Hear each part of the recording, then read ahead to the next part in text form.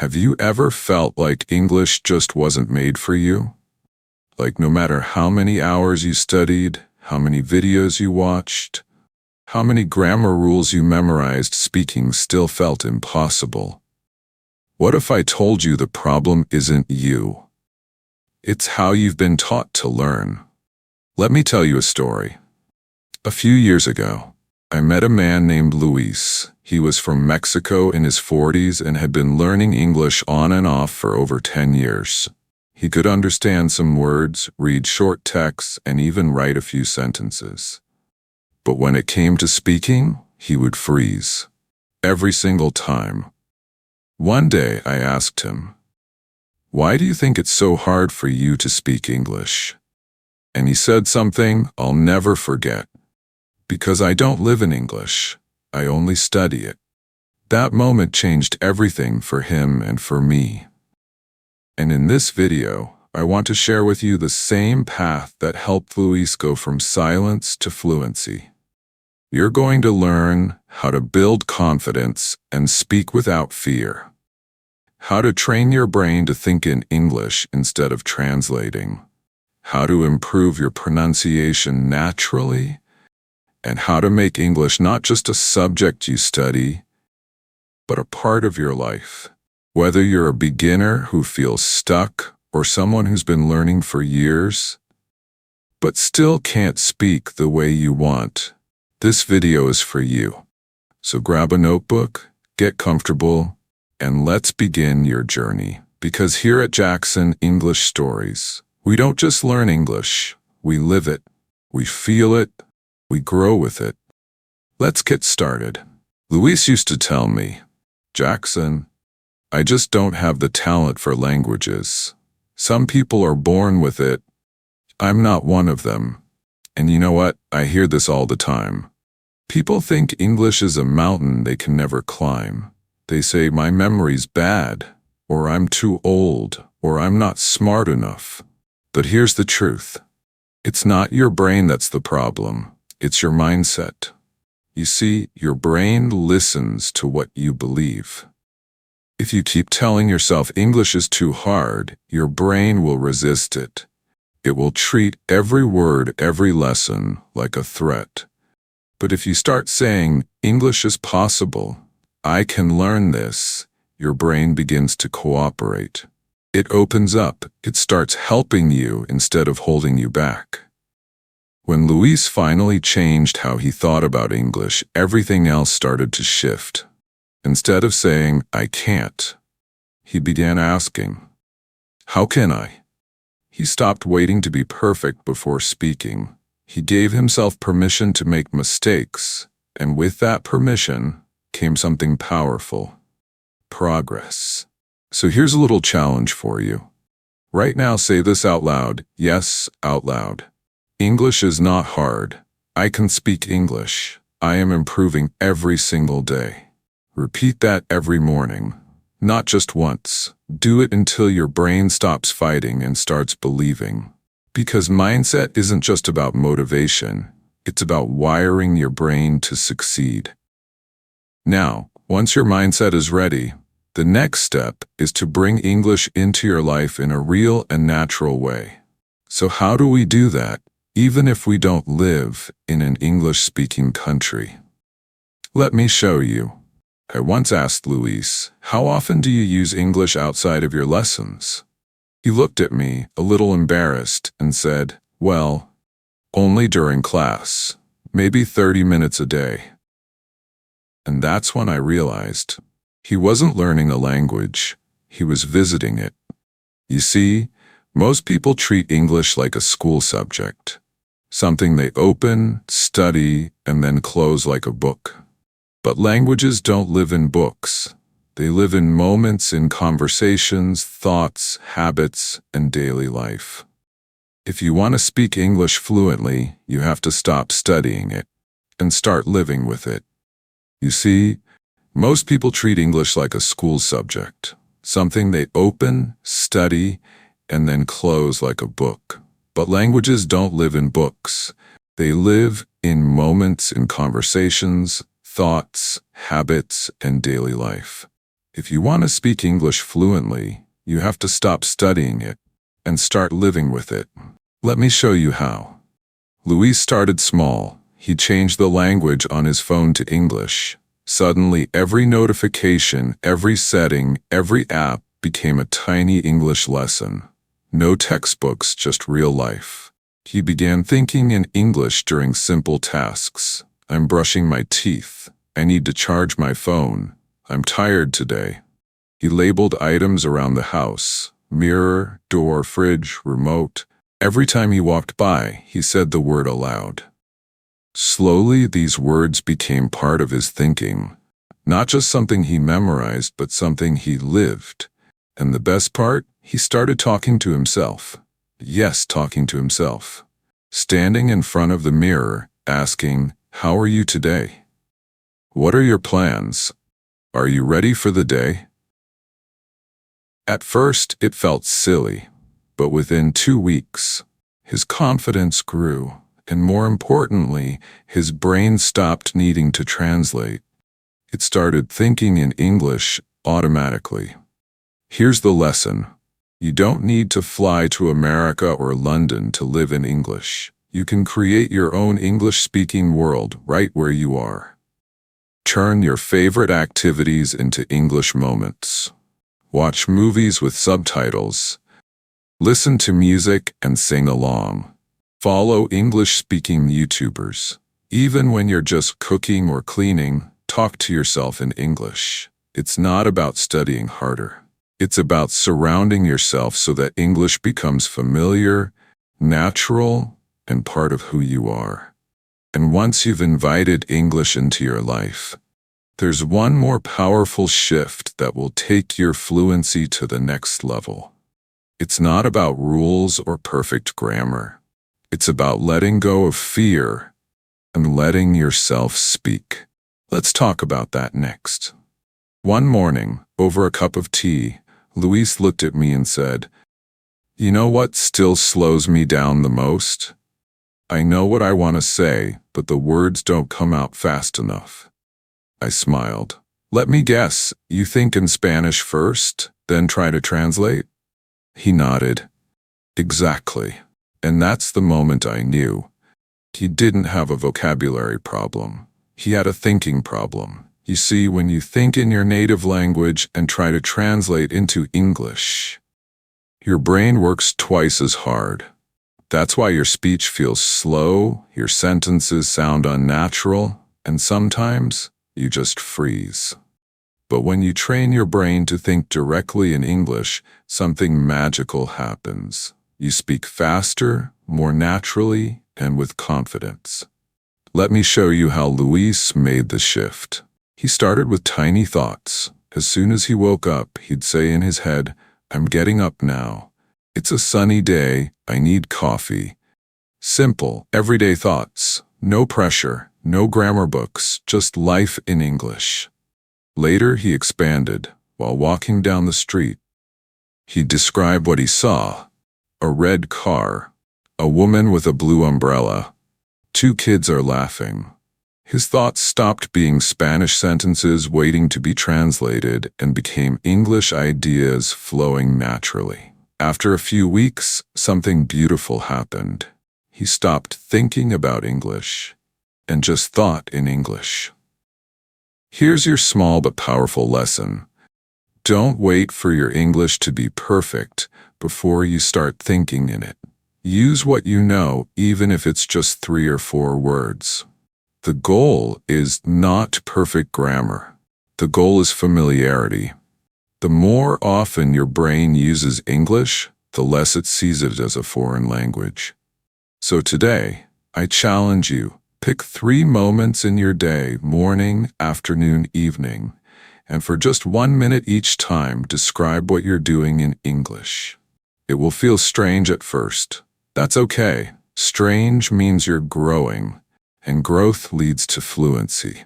Now, there's one thing that often gets in the way of speaking fluently, even for people who know how to think in English, and that is the fear of making mistakes.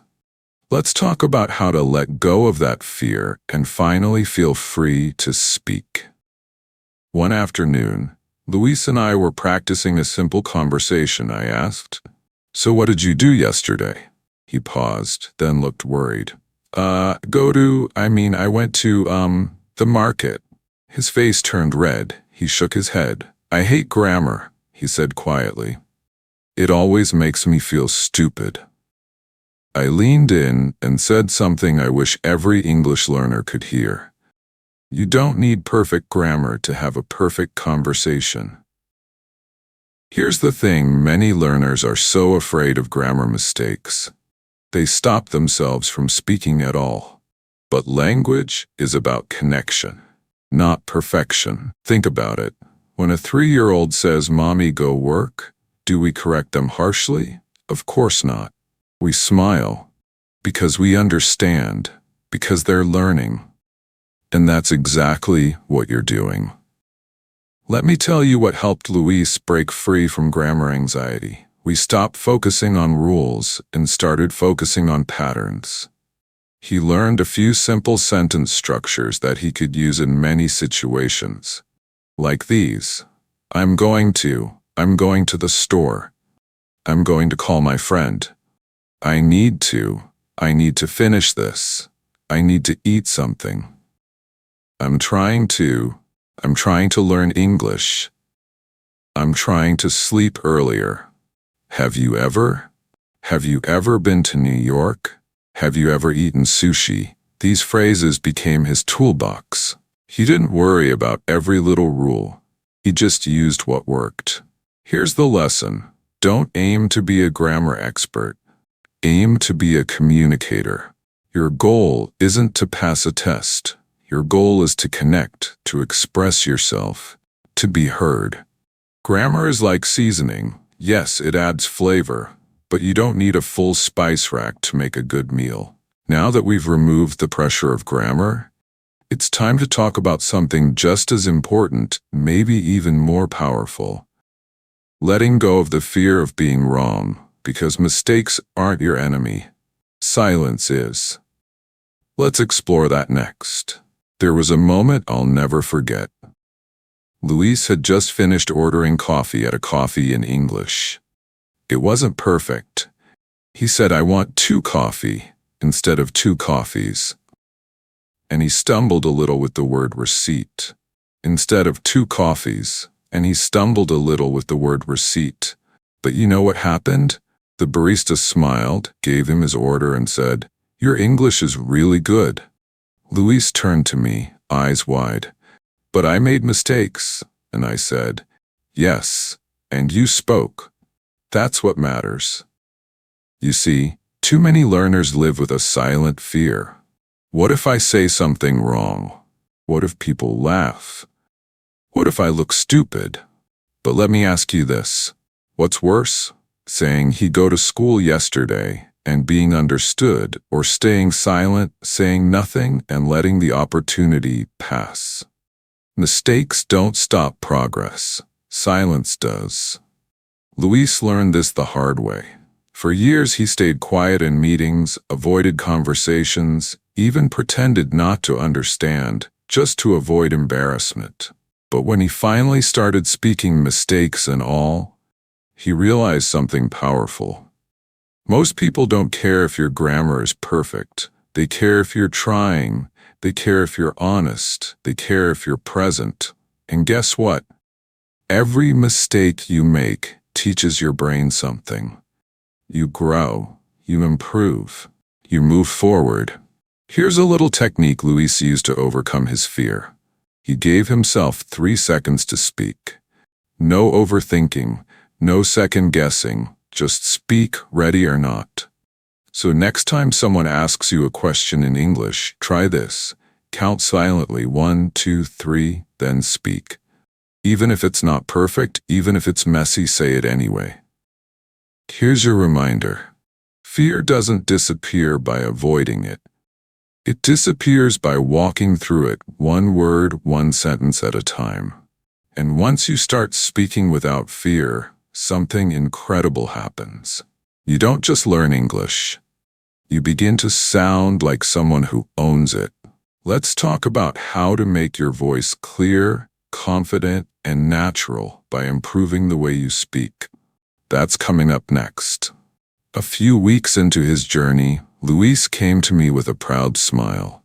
I tried to speak faster today, just like native speakers. But then he paused, and I think the person I was talking to didn't understand me at all. I smiled and said, "Luis, speaking fast doesn't make you fluent. Speaking clearly does." This is a mistake many learners make. They think fluency means speed talking fast, like they hear in movies or TV shows. But the truth is, when you rush, you don't sound fluent. You sound unclear. And people, native speakers included, can't follow you.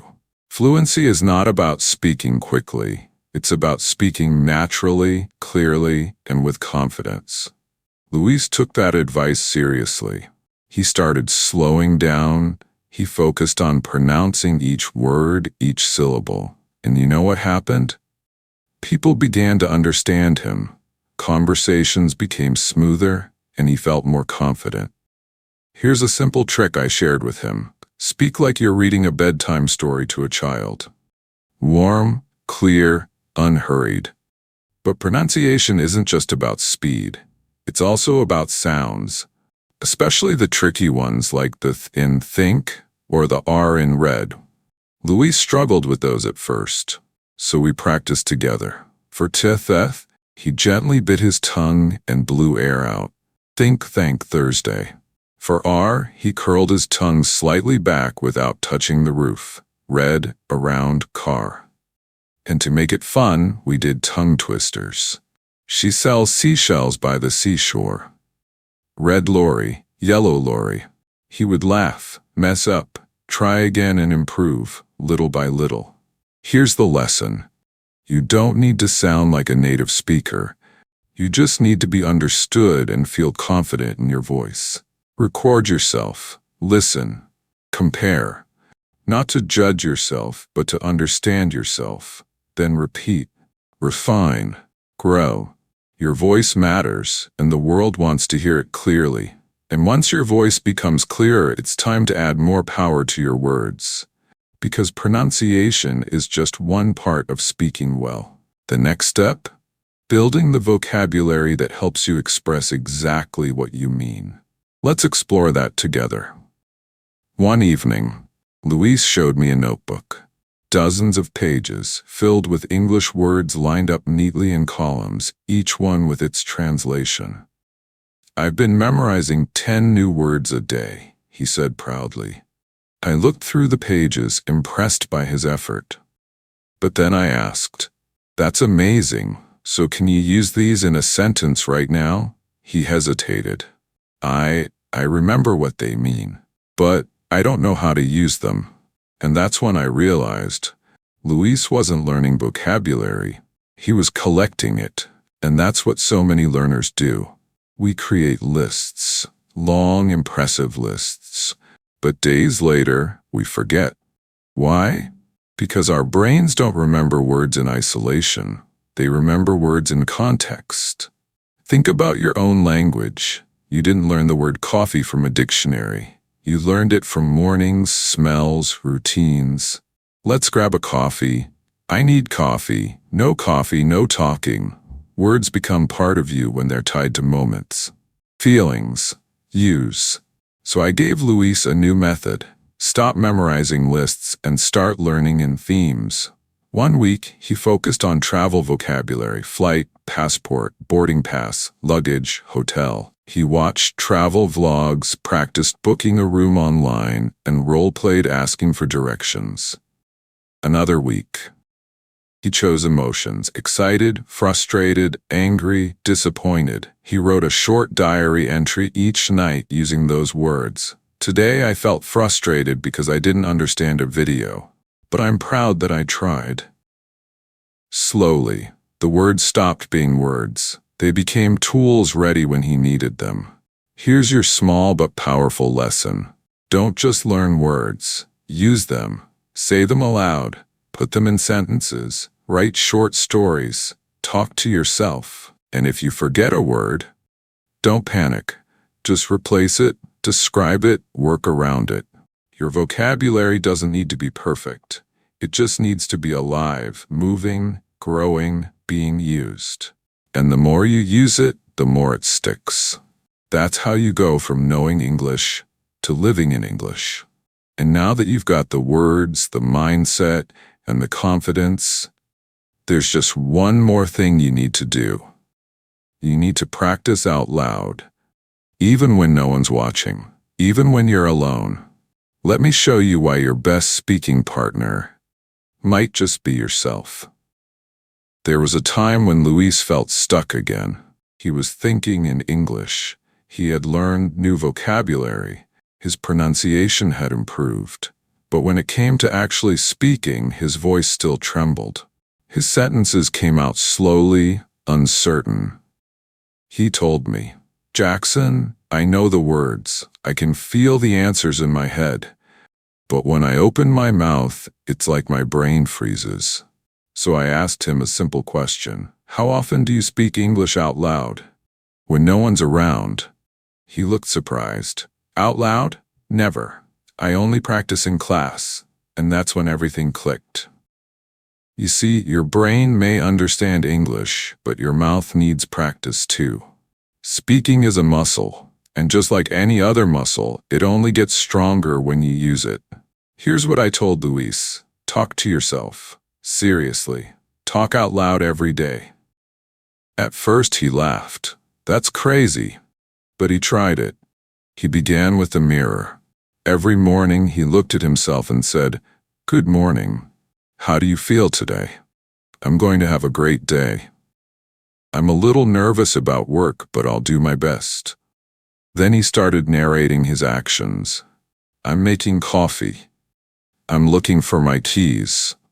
I need to leave in 10 minutes. He even recorded himself on his phone and listened back, not to judge himself, but to notice what he could improve. And within just a few weeks, something beautiful happened. He no longer paused before speaking. His mouth was used to the words. His thoughts flowed out naturally. Here's your simple but powerful lesson. You don't need a partner to start speaking. Your voice is enough. Your mirror is enough. Your quiet room is enough. Every time you speak out loud, even to yourself, you're training your brain, your mouth, and your confidence. So today, try this. Find a quiet moment, look at yourself, and speak. Doesn't matter what you say, just say it. Say it out loud, because confidence isn't built in silence, it's built in repetition, in movement, in voice. And now, you're ready for the final step. You've learned to think in English, to speak clearly, to build real vocabulary, to push past fear. Now it's time to put it all together and make fluency part of who you are. Let's talk about that in our last step, on one of our last lessons together. Luis said something I'll never forget. "I used to wait until I felt ready, until my grammar was better, my vocabulary was stronger, my accent was cleaner. But if I had waited for perfection, I'd still be silent." That's the truth, isn't it? So many learners wait. They wait to speak because they don't feel ready. They wait for the right words. They wait until they feel confident. But here's the real secret to success in learning English. You don't wait to speak. You speak first and fix later. Because the act of speaking is what makes you better. Not just listening, not just reading, not even thinking. Speaking imperfectly, bravely, honestly, that's what builds fluency. When Luis stopped waiting, everything changed. He spoke up in meetings, even when he made mistakes. Here's what I want you to take away. Don't aim for flawless. Aim for fearless. You can correct your grammar later. You can grow your vocabulary over time. You can refine your pronunciation as you go. But none of that can happen if you don't speak now. So let me leave you with a small challenge. Today, record yourself saying 3 sentences in English. They don't need to be perfect, they just need to be yours. Because the voice you're looking for, the fluent, confident English speaker you want to become, is already inside you. You just need to start using it. Now, before we finish this journey together, let's take a moment to reflect, to remember the key steps. We've learned and talked about how to carry this momentum forward every single day.